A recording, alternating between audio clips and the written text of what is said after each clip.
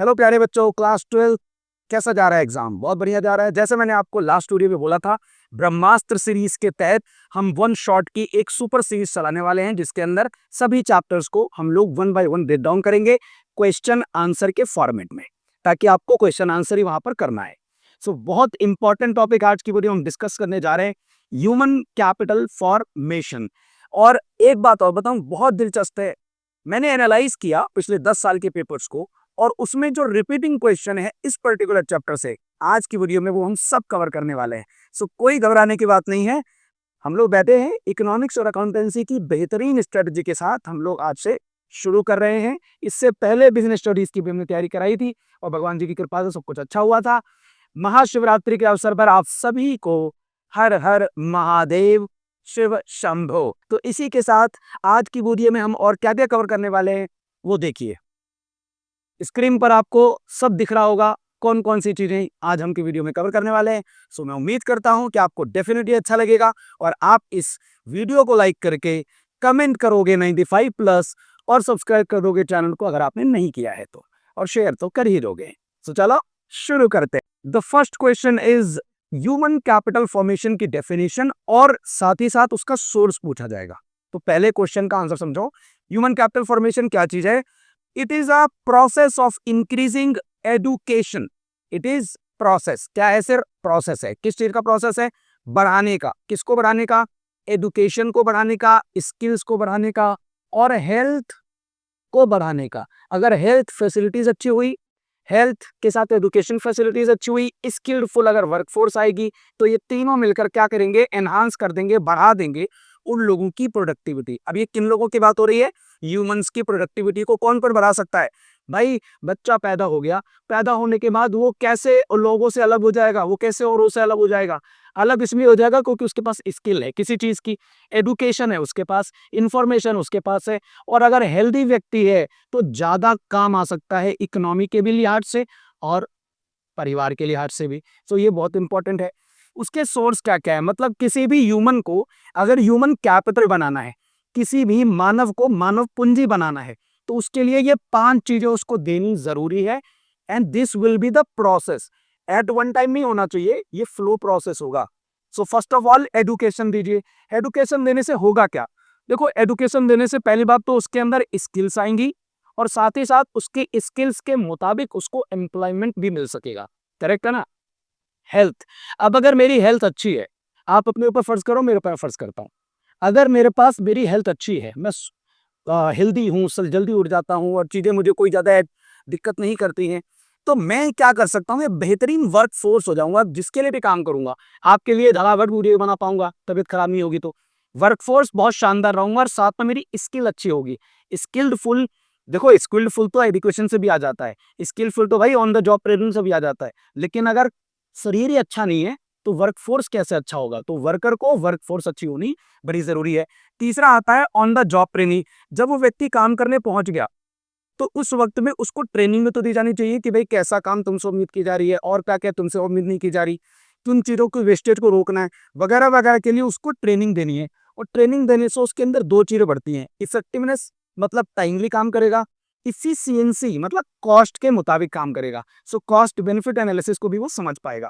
Migration, अब गांव से उठकर, देखो दिल्ली में जितनी भी है, या फिर ज्यादातर देखो बिहार से, उत्तर प्रदेश से, उत्तराखंड से, हिमाचल से, हरियाणा से, यहाँ से लोग जब आते, तो वो किस पर्पस के लिए आते हैं? वो आते हैं बेटर अपॉर्चुनिटीज की तलाश में, अपने बच्चों को पढ़ाने के लिए, अपने लिए एक अच्छा रोजगार ढूंढने के लिए, एक अच्छा फैसिलिटी हेल्थ की मिल जाए, उसके लिए आते हैं। तो better job opportunities, better health opportunities के लिए माइग्रेशन इंपॉर्टेंट है, जब एक जगह से दूसरे जगह पे शिफ्ट करता है व्यक्ति। इंफॉर्मेशन, अब अगर किसी व्यक्ति को करंट सिनेरियो की इंफॉर्मेशन नहीं हो, सूचना ना हो, अता पता कुछ ना हो, क्या चल रहा है प्रेजेंट में इधर उधर, तो वो बहुत अजीब हो जाएगा उसके लिए डिसीजन लेना। कभी कभी जब वो बहुत इमरजेंसी में होगा, तो वहां पर अवेयरनेस होनी चाहिए कि भाई जॉब कैसी है, एडुकेशन कैसा चल रहा है। अगर मुझे ही नहीं पता होगा तो मैं अपने लोगों को क्या दूंगा? ये बहुत इंपॉर्टेंट है कि ये 5 चीजें, इन 5 सोर्स से ह्यूमन जो है वो ह्यूमन कैपिटल बनता है, और उसके बनने की प्रक्रिया को हम ह्यूमन कैपिटल फॉर्मेशन कहते हैं। Question number 2, human capital versus physical capital में डिफरेंस है। पिछले 8 साल में 3 से 4 बार रिपीटेटिव क्वेश्चन है अलग अलग सेट में, या तो एनुअल शीट में आता है या फिर प्री बोर्ड में आता है। सबसे पहली बात, ह्यूमन कैपिटल की डेफिनेशन के साथ अभी आपने खत्म किया था, वही चीज है, knowledge, skills and health of individual को हम ह्यूमन कैपिटल कहते हैं। फिजिकल कैपिटल का मतलब जो कि ऑब्वियसली दिख जाती है, which is known as machine tools. दिख तो कि ये भी है, पर क्या नॉलेज दिखती है? नहीं। क्या स्किल्स दिखती है? नहीं। क्या हेल्थ अंदर से दिख रही है? नहीं, वो फील होती है, इंटेंजिबल नेचर, और ये पूरी तरह से टेंजिबल है। ऑलराइट, इन्वेस्टमेंट ह्यूमन कैपिटल में कहाँ होता है? एजुकेशन में इन्वेस्टमेंट होती है, पैसे लगते हैं, टाइम लगता है, ट्रेनिंग लगती है, स्किल्स में जो पैसा लगता है वो इन्वेस्टमेंट है। जहां तक फिजिकल कैपिटल की बात करो, यहाँ फैक्ट्री के इक्विपमेंट को खरीदने में जो इन्वेस्टमेंट लगती है उसकी बात हो रही है। डेप्रिशिएशन, ये इंपॉर्टेंट है। डेप्रिशिएशन का मतलब क्या? ह्यूमन कैपिटल, अब जैसे जैसे मैं पढ़ाते जा रहा हूँ, जैसे जैसे आप पढ़ते जा रहे हो, जैसे जैसे और हम टीचिंग करते जा रहे हैं, मेरा एक्सपीरियंस और बढ़ता जा रहा है ना, मेरी स्किल्स और बढ़ती जा रही है। इसका मतलब कि ये बढ़ता रहता है। लेकिन फिजिकल कैपिटल जो है वो तो फिक्स्ड एसेट है, वो तो डेप्रिसिएशन होता जाएगा over the period of time, wears out, मतलब खत्म होता जाएगा। मोबिलिटी की बात करो तो ऑब्वियसली ह्यूमन कैपिटल है, हम कहीं से भी कहीं जा सकते हैं, पीपल कैन मूव, तो हाई मोबिलिटी है। अब फिजिकल कैपिटल की बात करो तो या तो है ही नहीं, अगर फैक्ट्री बात करो तो कहाँ से कहाँ शिफ्ट करेंगे, बड़ा मुश्किल है। या फिर अगर कोई ऑफिस इक्विपमेंट है या कोई ऐसी चीज़ है जो जिसके स्पेयर पार्ट्स की मैं बात करूं, तो बहुत मुश्किल से वो यहाँ वहाँ शिफ्ट या मूव कर सकता है। सो लेस मोबिलिटी है। Let's go question number 3। Explain the need for promoting women's education in human capital formation. Last year भी आया हुआ है और ये one of the most important question है, क्योंकि आजकल आप जानते हो ना वीमेन के प्रति इस तरीके की एम्पावरमेंट की स्कीम चल रही है सेंट्रल गवर्नमेंट के द्वारा भी, तो ये क्वेश्चन बहुत इंपॉर्टेंट है इस बार भी। सबसे पहली बात तो वीमेन को हम लोग एजुकेशन क्यों दे? देखो, वुमेन की एजुकेशन होती है तो ओवरऑल इकोनॉमिक डेवलपमेंट में भी कंट्रीब्यूट कर पाती हैं, साथ ही साथ इंडिया का जो ह्यूमन कैपिटल फॉर्मेशन है उसको भी स्ट्रेंथ कर पाती है।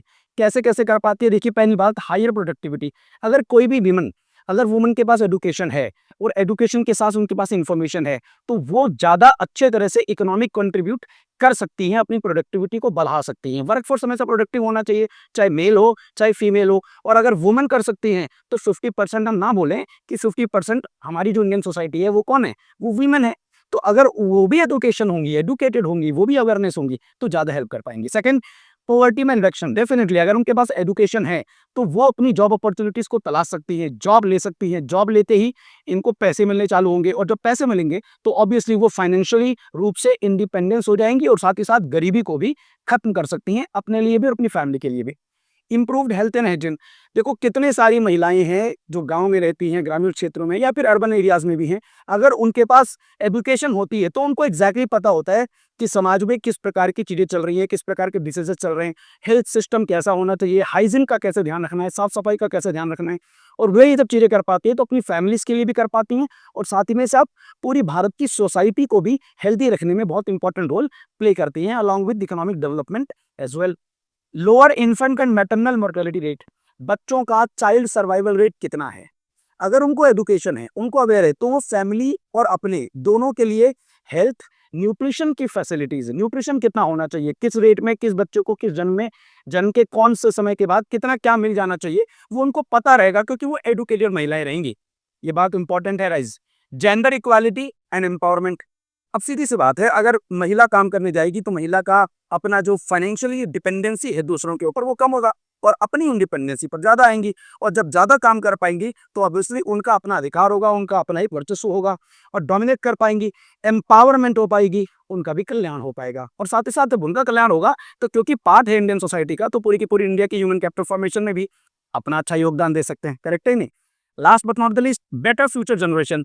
अरे एक बात बताइए, जब हम पढ़े लिखे होंगे तो हम अपने आने वाली जनरेशन को कुछ ना कुछ एजुकेशन दे पाएंगे, अवेयरनेस हो पाएगी। हमें पता ही कुछ नहीं है तो अपनी जनरेशन को क्या देंगे? जनरेशन का फ्यूचर कैसे बनाएंगे? हमें पता ही नहीं होगा। अच्छा, वीमेन अगर पढ़ी लिखी है तो जब उसके बच्चे होंगे तो उनके बच्चे होंगे तो उनके बच्चों के लिए क्या एजुकेशन होनी चाहिए, क्या प्रॉपर हेल्थ फैसिलिटीज होनी चाहिए, क्या न्यूट्रिशन उनको देनी है, वो सब अवेयर रहेगी। और अवेयर रहेंगी इसका मतलब इंफॉर्मेशन रहेगी, और इंफॉर्मेशन क्या था? वन ऑफ द सोर्स था ऑफ ह्यूमन कैपिटल फॉर्मेशन का। तो बहुत इंपॉर्टेंट क्वेश्चन है, जरूर करके जाना। So question number 4, what is the need? Explain the need for on the job training in HCF. दो तरीके की ट्रेनिंग होती है guys, on the job training, of the job training. On the job training से क्या होता है? Skills बढ़ती हैं, प्रोडक्टिविटी बढ़ती है, एनहांसमेंट होती है, कुछ पॉइंट्स है जो एग्जाम के अंदर लिख रहे हैं, आपको मैं बता रहा हूँ एक एक करके। हायर प्रोडक्टिविटी, कोई भी वर्कर अगर ट्रेन होगा तो वो ज्यादा अच्छे तरह से अपने परफॉर्म कर पाएगा अपने टास्क को, और जब अच्छे से परफॉर्म करेगा तो इफेक्टिवली काम कर पाएगा, है कि नहीं? बहुत बढ़िया। मतलब समय पे ज्यादा समय भी इसको खर्च नहीं करना पड़ेगा और लिमिटेड टाइम में ज्यादा काम करके दे सकता है। स्किल एनहांसमेंट, अब अगर कोई ऑन द जॉब ट्रेनिंग पे है तो ऑब्वियसली उसकी स्किल्स बढ़ रही है। स्किल्स का मतलब है वो नई नई टेक्नोलॉजी को जान रहा है, साथ ही साथ वो अपनी चीज़ों को और बेहतर करता चला जा रहा है, स्किलफुल होता चला जा रहा है। और ऐसा वर्कफोर्स किसी भी देश की इकोनॉमिक डेवलपमेंट के लिए बहुत बड़ा एसेट है, इसलिए हमको ऑन द जॉब ट्रेनिंग की इंपॉर्टेंस को समझना पड़ेगा ह्यूमन कैपिटल फॉर्मेशन में। Third, cost effective learning. अब अगर ऑफ द जॉब ट्रेनिंग करनी हो तो ऑर्गेनाइजेशन को बहुत सारा खर्चा तो उसी में करना पड़ जाएगा। अगर वो ऑन द जॉब ट्रेनिंग करती है तो ऑर्गेनाइजेशन क्या करती है, जो लर्निंग देने के लिए जो ट्रेनिंग प्रोग्राम है वो सारा का सारा खर्चा बच जाता है, और बच जाता है साथ ही साथ उनका काम भी हो जाता है और कॉस्ट भी बच जाती है। इसलिए ये बहुत कॉस्ट इफेक्टिव लर्निंग स्ट्रेटजी है ऑर्गेनाइजेशन की। Guys, adaptation to new technology. अब अगर मैं ऑलरेडी किसी काम को कर रहा हूँ और उस काम को करते करते जो नई टेक्नोलॉजी आएगी उससे मैं स्टे अपडेटेड रहूंगा, जो नई तरीके की इंडस्ट्री में ट्रेंड आ रहा है टेक्नोलॉजी को लेकर और बाकी चीज़ों को लेकर, मैं उससे अवेयर रहूंगा तो मुझे ऑलरेडी पता चलता रहेगा और मेरे चांसेस जो है वो और बेहतर हो पाएंगे। करियर ग्रोथ, अब एक बात बताओ, मैं अगर ट्रेनिंग लेता रहूंगा तो मेरी इनोवेशन, मेरी स्किल, मेरा एक्सपीरियंस, जब इतनी सारी चीज़ें बढ़ेंगी तो क्या मेरे लिए बेटर जॉब अपॉर्चुनिटीज नहीं बढ़ेगी? क्या मेरे प्रमोशन के चांसेस नहीं बढ़ेंगे? और ये सब होगा तो फायदा अल्टीमेटली किसको होगा? इकोनॉमी को ही तो होगा, इकोनॉमिक डेवलपमेंट को ही तो होगा। ये बात है। इकोनॉमिक डेवलपमेंट, देखो लास्ट पॉइंट है। इकोनॉमिक डेवलपमेंट का मतलब ऑब्वियसली जब मैं ट्रेंड वर्कर रहूंगा तो मैं एक तो टाइम कम लूंगा, कॉस्ट कम लूंगा, तो मैं इफेक्टिव भी हो गया, मैं इफिशिएंट भी हो गया। और यही चीज तो चाहिए वेस्टेज कम करने के लिए और भारत की इकोनॉमी को और डेवलप करने के लिए। So skills enhancing productivity technology everything you can get by this, इसलिए बहुत इंपॉर्टेंट है और क्वेश्चन भी बहुत इंपॉर्टेंट है। Now question number 5, explain the problems and limitations of HCF human capital formation. अब तक हमने पढ़ा कि भाई ह्यूमन कैपिटल फॉर्मेशन क्या है, ह्यूमन कैपिटल फॉर्मेशन के सोर्सेस क्या हैं, उसके एडवांटेजेस क्या हैं, क्या अच्छा होता है क्या बुरा होता है। बुरा तो नहीं पढ़ा खैर अभी तक। एडवांटेजेस क्या होते हैं, विमेन को एडुकेशन क्यों देना चाहिए, ह्यूमन कैपिटल फॉर्मेशन के लिए ऑन द जॉब ट्रेनिंग क्यों होनी चाहिए, करेक्ट है। सिक्के के दो पहलू होते हैं, अच्छा है तो बुरा भी है। अब ह्यूमन कैपिटल फॉर्मेशन के साथ कुछ चैलेंजेस है, कुछ लिमिटेशंस है, कुछ प्रॉब्लम्स है। वो इंपॉर्टेंट क्वेश्चन जरूर है, क्योंकि देखो क्या होता है, कई बार पॉजिटिव पॉजिटिव तैयार कर लेते हैं, नेगेटिव तैयार नहीं होता। नेगेटिव तैयार होना चाहिए, क्योंकि नेगेटिव साइंस में 2 से 3 क्वेश्चन बनते हैं, ध्यान रखना। पहली बात मैं आपको बता दूं, भारत का जब 5 ईयर प्लानिंग चल रहा था तो उसमें कौन सी 5th ईयर प्लानिंग के अंदर भारत ने एजुकेशन पर जोर दिया, मैं बताऊं, सुनो। एक तो 10th और 11th, ये ध्यान रखना एग्जाम में आ सकता है। 10वीं 5 ईयर प्लानिंग और 11th 5 ईयर प्लानिंग के अंदर एजुकेशन पर जोर दिया गया था। ये बात हम सब जानते हैं, ये क्वेश्चन के अंदर आता है। विमेन वाला ऑलरेडी आप कर चुके हो। पहला जो प्रॉब्लम आता है ह्यूमन कैपिटल फॉर्मेशन के लिए, वो हाई ड्रॉप आउट रेट्स है। अर्ली डेज में जब स्कूल में एडमिशन होता है तो उसके अर्ली डेज में ही काफी सारे स्टूडेंट जो हैं वो स्कूल को छोड़ देते हैं। स्पेशली इनमें फीमेल का जो रेट है वो बहुत ज्यादा है, स्पेशली इन रूरल एरियाज। अब इसका मैं बताता हूँ क्या है। देखिए, एक डेटा है जो कहता है कि 2014 में ये रेट लगभग 20% के आसपास था। मतलब 20% स्टूडेंट्स ने सेकेंडरी एजुकेशन में अपने आप को मूव कर लिया, हटा लिया स्कूल से, बच्चे हट गए। 2021 का डेटा ऑब्वियसली कम हुआ है, अच्छी बात है, 12.2% के आसपास है। ये कम हुआ है। ये कम क्यों हुआ होगा? लेकिन कम तो हुआ है, ठीक है, कम हुआ होगा क्योंकि सरकार की पूरी पॉलिसीज रही होंगी, सरकार ग्राउंड लेवल पे जाके जो है बात कर रही होगी पेरेंट्स से वगैरह, वो सब ठीक है। लेकिन अभी भी ये उतना ठीक ठाक नहीं है किसकी वजह से ह्यूमन कैपिटल फॉर्मेशन को प्रॉब्लम ना हो। ये हो रही है sir. Second, brain drain. Bharat में ये देखो, समझो मेरी बात, ब्रेन ड्रेन बहुत इंपॉर्टेंट क्वेश्चन है। अब मेरी बात समझो, ब्रेन ड्रेन मतलब क्या होता है? आपने कोई चीज पढ़ाई लिखाई की, आपने सब पढ़ाई लिखाई कर ली, बाद में आपको यहाँ पे जॉब अपॉर्चुनिटीज बहुत बेहतर ना मिले जो आप चाहते हो, तो आप क्या करोगे? आप अच्छी अपॉर्चुनिटीज के लिए दूसरे अब्रॉड में जाओगे, दूसरे देशों में जाओगे।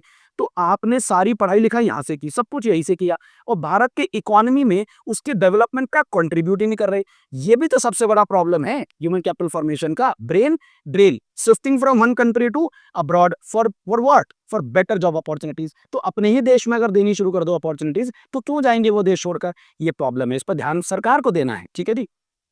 Gender inequality. अब महिलाओं के लिए मैं बात करूं, महिलाओं के लिए जो जॉब है वो अक्सर लिमिटेड है, बहुत ज्यादा जॉब उनकी अपॉर्चुनिटीज में नहीं आता। जैसे आउटडोर जॉब है नहीं कर सकते, इंडोर में है ठीक है कर सकते हैं, पर कितना? एक लिमिटेड एजुकेशन के साथ साथ अगर लिमिटेड अपॉर्चुनिटीज आएगी उनकी जॉब को लेकर, तो जेंडर इनइक्वालिटी बढ़ेगी ही, घटेगी नहीं। इसीलिए मैंने वो क्वेश्चन कराया था जो लास्ट वाला है कि वीमेन को एजुकेशन देने का असल में नीड क्या है, वही चीज आपने की थी। अनएम्प्लॉयमेंट, अनएम्प्लॉयमेंट एक तो जो नहीं पढ़े लिखे हैं, अनएडुकेटेड अगर अनएम्प्लॉयमेंट है वो तो है ही प्रॉब्लम इस देश की, लेकिन जो एडुकेटेड यूथ है they also are finding very struggle to actually find the best job for themselves. अपनी खुद की नौकरी अच्छी पाने के लिए भी जो पढ़ा लिखा युवा है वो भी अपॉर्चुनिटीज के लिए आज बेचारा दर दर भटक रहा है, तो ये भी प्रॉब्लम है, इस पर भी काम करना चाहिए। Low investment in health and education, Bharat का जो बजट है वो किसी भी स्टेट का उठा लो या सेंटर का यूनियन बजट उठा लो, ज्यादा खर्चा नहीं करते हैं, 8 से 10%, कई जगह तो 5%, 6%। जब आप 5 से 6% इतना छोटा अमाउंट आप खर्च करोगे हेल्थ पे, एडुकेशन पे, ये दोनों सबसे बड़े सोर्स हैं ह्यूमन कैपिटल फॉर्मेशन के। बाकी 5, बाकी 3 भी है, लेकिन ये तो सबसे बड़े है ना। ये विराट कोहली और रोहित शर्मा टाइप है फिलहाल टीम के लिए, और इन्हीं पर सबसे कम खर्चा करोगे। जब सरकार की नीयत ही नहीं होगी तो कैसे होगा? और सरकार को अपनी नीयत अपनी पॉलिसीज के माध्यम से दिखानी है। ज्यादातर अपनी जो जीडीपी है, जितना जो टोटल बजट होता है, उसका अधिक से हिस्सा हेल्थ और एजुकेशन पे लगाएं, तो इकोनॉमिक ग्रोथ भी होगी, इकोनॉमिक डेवलपमेंट भी होगी, और बहुत इंपॉर्टेंट तरीके से आपका देश और हमारा देश तरक्की करेगा। वन मोर इंपॉर्टेंट क्वेश्चन मैं लिख ले रहा हूं, बता रहा हूं, ध्यान से सुनो। देखो 1964 से 1966 के बीच में, 1964 से 1966 के बीच में एक रिकमेंडेशन आई थी, रिकमेंडेशन एक कमीशन के द्वारा आई थी, जिसने ये बोला था कि एटलीस्ट जीडीपी का 6% जो है, जीडीपी का 6% स्पेंड होना चाहिए, खर्च होना चाहिए एजुकेशन के लिए, ताकि इकोनॉमी में एजुकेशन का जितना रोल बेहतर बढ़ पाएगा उतना बेहतर रहेगा। लेकिन उसकी सच्चाई क्या है? सच्चाई ये है कि over the period of time ये इतनी अच्छी तरह से अचीव नहीं किया जा सका जितना डिजायर्ड लेवल था। तो मैं आपको बताऊं 3.8% का डेटा, 3.8% हम ग्रोथ अचीव कर पाए। करना कितना है? 6%। कर कितना पाए हो? 3.8%। ऐसे होगा? ऐसे बढ़ेगा देश? ऐसे होगी तरक्की? अगर 3.8 हो रहा है, जरूरत अगर 6% की है, तो ऐसे हवाई बातें करने से नहीं होता। सोचकर नियत के साथ काम करना होता है, क्योंकि अगर नियत ही नहीं है तो नियत ही कैसे बनेगी? भारत सरकार हो या कोई राज्य सरकार हो, सबसे ज्यादा खर्चा अगर कहीं करना है तो हेल्थ पे और एजुकेशन पे करना है। हेल्थ पर चीजें अलग अलग तरीके से आ रही हैं, जैसे दिल्ली में अभी फिलहाल सरकार बनने के बाद उज्ज्वला योजना को लागू किया गया, हालांकि भारत में तो पहले से ही था। ऐसे ऐसे स्टेप्स बहुत इंपॉर्टेंटली लेने पड़ेंगे और जल्द लेने पड़ेंगे। ऐसा ना हो जाए कि ब्रेन ड्रेन के चक्कर में यहाँ का युवा किधर और चला जाए और देश हमारा, समझ रहे हो ना, पाकिस्तान नहीं ना, हम पाकिस्तान नहीं, हम बांग्लादेश नहीं है, मूर्ख देश तो नहीं है। तो हमको ये चाहिए कि जितना बेहतर एजुकेशन और हेल्थ पे हम अपना खर्चा कर सकते हैं, ऑन द जॉब ट्रेनिंग पे कर सकते हैं, माइग्रेशन पे कर सकते हैं, उतना बेहतर होगा ह्यूमन के लिए, ह्यूमन कैपिटल के लिए, इकोनॉमिक डेवलपमेंट के लिए, हमारे भारत के लिए। सो इसी थॉट के साथ आपको आज की वीडियो कैसी लगी जरूर बताइए, कमेंट में 95+ जरूर लिखिए। वीडियो अच्छी लगी हो, हेल्पफुल लगी हो तो लाइक जरूर करना। इनमें से आपका क्वेश्चन आएगा, बाहर से कुछ नहीं आने वाला। सो ये मैं श्योरिटी आपको दे रहा हूँ। वन शॉट की ब्रह्मास्त्र सीरीज चल रही है, जैसे ब्रह्मास्त्र अर्जुन भी चला सकते थे, अब आपके पास सारे क्वेश्चन की सीरीज आ गई है। 10 तैयार कर लो और अपने दोस्तों के बीच में शेयर कर सकते हो, जितना चाहे उतना कर सकते हो। तो सब भगवान जी की कृपा है। हर हर महादेव।